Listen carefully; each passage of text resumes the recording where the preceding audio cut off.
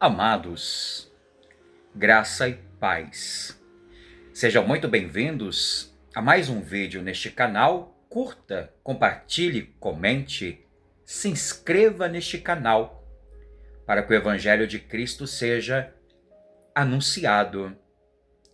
E também eu quero agradecer pelos mais de 800 inscritos neste canal. Que o Evangelho seja propagado, seja anunciado e que vidas sejam transformadas através da sua vida. E amados, eu quero compartilhar com a igreja o livro de 2 Reis capítulo 20, que nos diz: Volta e diz a Ezequias, príncipe do meu povo. Assim diz o Senhor, o Deus de Davi teu pai, ouvi a tua oração e vi as tuas lágrimas.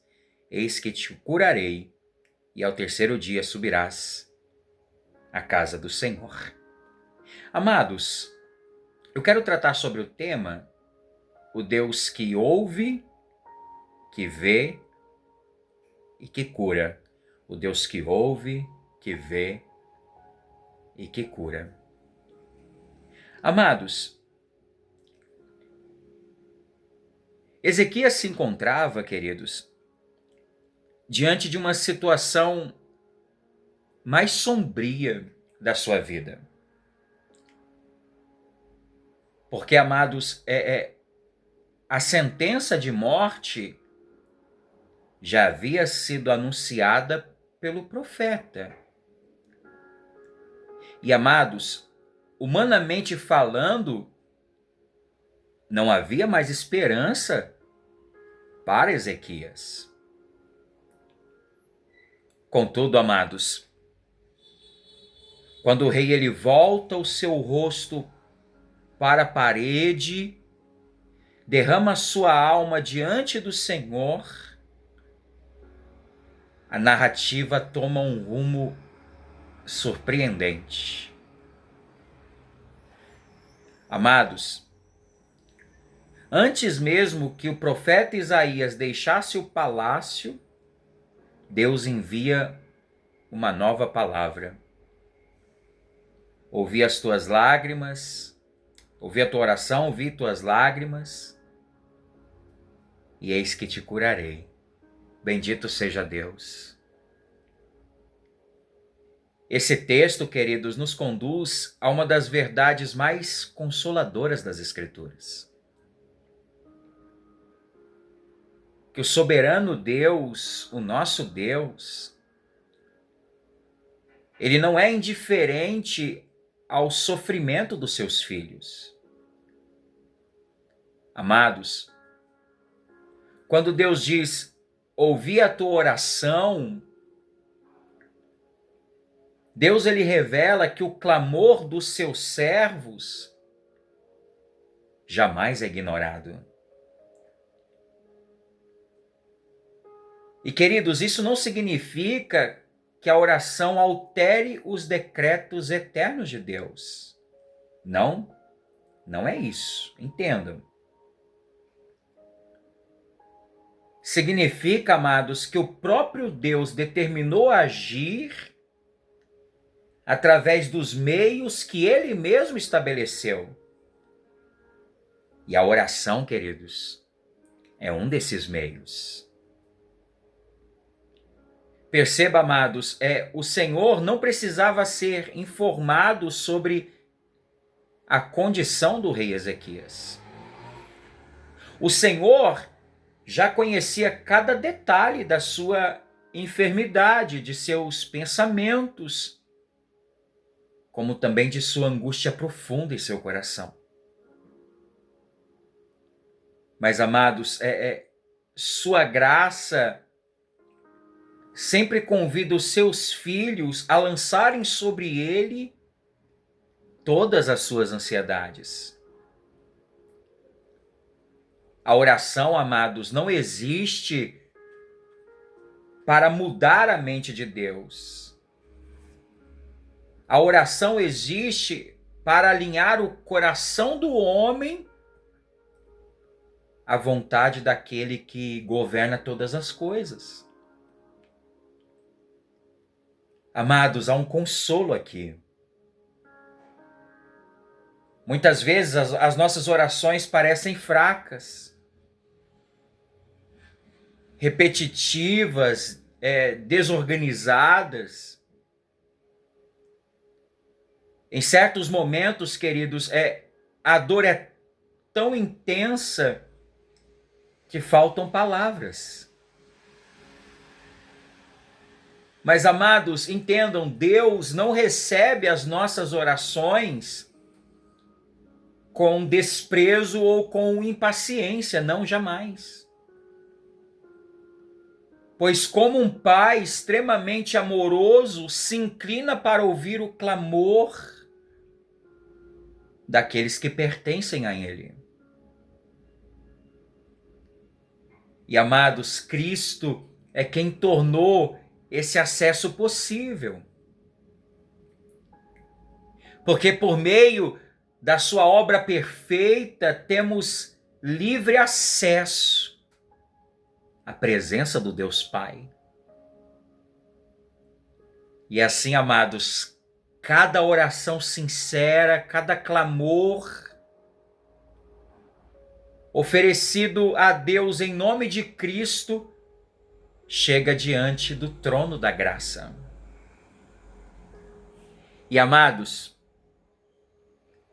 ao chegar ao trono da graça, é recebida por um pai que ama os seus filhos com amor eterno. Bendito seja Deus.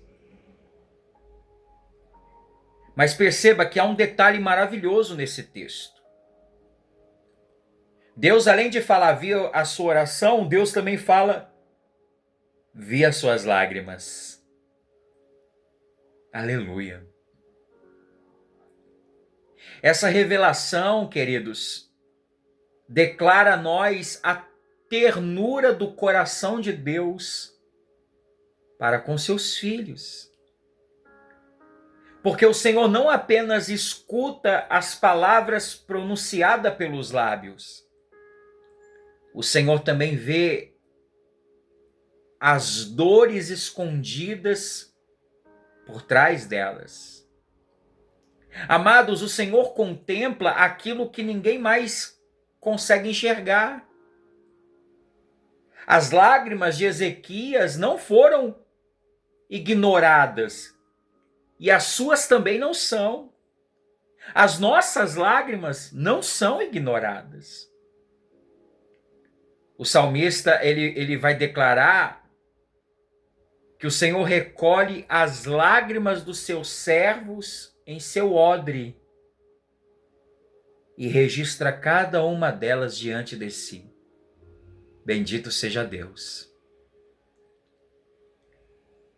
Essa linguagem, amados, também não significa que as lágrimas possuem algum mérito diante de Deus. Não é isso. Mas isso demonstra, amados, que nenhuma aflição dos seus filhos passa despercebido aos cuidados do Deus que, além de ser nosso Senhor, também é o nosso Pai amoroso. Querido, querida, o Senhor conhece cada lágrima sua derramada em secreto. O Senhor contempla cada noite de insônia, Ele contempla cada luta travada no silêncio da sua alma. Sabe, cada gemido que você não consegue transformar em palavras, o Senhor conhece, o Senhor vê. O mundo, amados, pode não perceber as nossas feridas. Amigos podem não compreender a profundidade da nossa dor. Na verdade, queridos, até aqueles que caminham ao nosso lado podem sim desconhecer os combates que enfrentamos. Porém, o seu Deus, Ele vê tudo. Ele vê, Ele conhece Porque essa verdade, ela é especialmente preciosa porque nos mostra que a soberania divina não é fria nem pessoal. Pois o mesmo Deus que governa os céus, a terra, ele também acompanha com atenção o sofrimento dos seus filhos. Essa majestade gloriosa do Senhor não diminui a sua compaixão. Pelo contrário, a majestade do Senhor garante que nenhuma dor será inútil, nenhuma lágrima será vã. Ou seja, cada lágrima permitida por Deus possui um propósito dentro do seu plano perfeito. Amados, aquilo que hoje parece apenas sofrimento está sendo usado para moldar a nossa fé. Está sendo usado para fortalecer a nossa dependência nele, como também nos conformar à imagem do teu Filho Jesus. Sendo assim, nenhuma lágrima dos teus filhos é desperdiçada. E a resposta prosseguiu, né? Vi a tua oração, vi as tuas lágrimas, e eis que eu te curarei. Ou seja, Deus não apenas ouve ou vê, ele age. Essa cura, amados, prometida a Ezequias, aponta para uma realidade muito maior do que uma restauração física. Embora o rei tenha recebido mais anos de vida, Ezequias ainda enfrentaria a morte futuramente. A cura do rei foi verdadeira, porém temporária. Ou seja, como todas as curas registradas nas Escrituras, ela também apontava para a obra definitiva que seria realizada por Cristo Jesus. Bendito seja Deus. Amados, a enfermidade mais profunda do homem não está no corpo, mas na sua alma. O pecado, ele corrompeu a nossa natureza, nos separou de Deus e nos tornou incapazes de salvar a nós mesmos. Por isso Cristo veio ao mundo. Cristo, amados, ele não veio apenas para aliviar sofrimentos temporários, não. Cristo veio para realizar essa cura definitiva da condição humana. Pois o problema da humanidade não são as doenças ou falta disso ou daquilo outro. O problema da humanidade é o pecado. Na cruz, Cristo carrega sobre si a culpa do seu povo. Cristo na cruz suporta a ira que merecíamos e assim ele abre esse caminho da reconciliação com Deus Pai. Então a cruz é essa maior prova de que Deus não é indiferente ao sofrimento dos seus filhos. Ou ao invés de permanecer distante, ele entra na história humana, na pessoa de seu filho, para resgatar pecadores e conduzi-los à vida eterna. Bendito seja Deus. Que maravilha, queridos. Isso traz tanto conforto, tanto consolo. Porque ao olharmos para Jesus, vemos o cumprimento perfeito de todas essas palavras dirigidas a Ezequias. Cristo, amados, conhece a dor humana não por apenas observação, mas por experiência. Cristo chorou diante do túmulo de Lázaro, queridos. Cristo sofreu no Getsemane e foi chamado de homem de dores. Cristo sabe o que é padecer. Por isso, ao chorar os seus filhos, o seu povo, eles não se dirigem a um Salvador distante, mas nos dirigimos a alguém que conhece profundamente o sofrimento e que também se compadece das nossas fraquezas. Aleluia. E amados, essa promessa feita a Ezequias também aponta para uma esperança futura. Por quê? Porque o Senhor disse a ele que ao terceiro dia ele subiria à casa do Senhor.